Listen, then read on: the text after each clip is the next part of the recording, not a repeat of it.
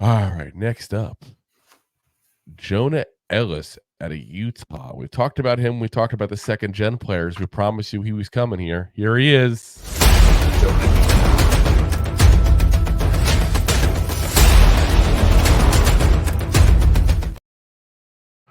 All right, Jonah Ellis out of Utah. Utah. Should be said that way more. It's more fun. Utah. Like Soldier Boy. We're like point blank. Jonah, Utah. 6'2", 246 pounds. Wow, can you Really imagine big somebody's boy. 400 some odd pounds? That'd be hilarious.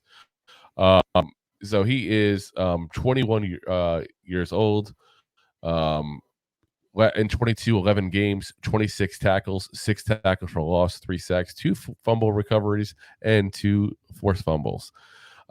This year, 10 games, 37 tackles, 16 tackles for loss, 12 sacks, 3 passes deflected, 1 forced fumble, and an 84.7 PFF grade there.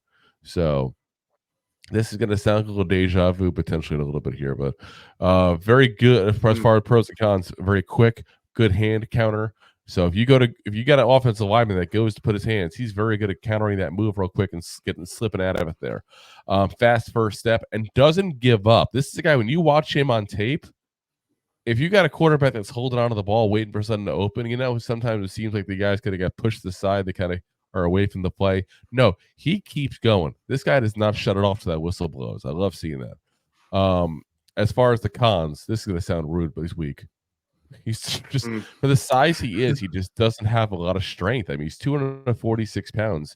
You expect him to have a little bit of strength there. He's really got to have to bulk up in the NFL, depending on how effective his spin and his speed rush moves are. He's also got a lack of bend, which is an issue for a guy who counts on speed rush moves at that point. So I'm a little concerned that combination is going to be really bad in the NFL there. But I do think this is another guy, much like the guys we've already talked about, that again, you add him in as a situational pass rusher, you work him up a little bit, you do some coaching with him, and you try to develop him into a long-term starter on your team potentially. I think he's going to be a round 3 pick, and I think someone who is got a 3-4 scheme is the one who's going to have to go for him there, because I don't think he can play the actual defensive end position unless he can put on 20 pounds the next couple months here. So, but not a bad player, I think, overall.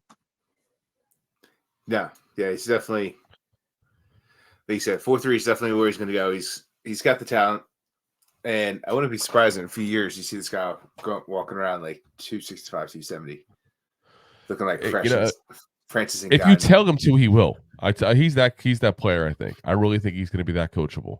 And I don't know if it's just the proper things got instilled from his dad, who again talked about played football for many years for the Detroit Lions. But yeah, he's coachable. He definitely seems coachable.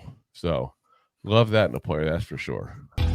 Thanks for listening to Two Giant Goofballs, a New York Giants podcast. We appreciate your support. Thanks so much.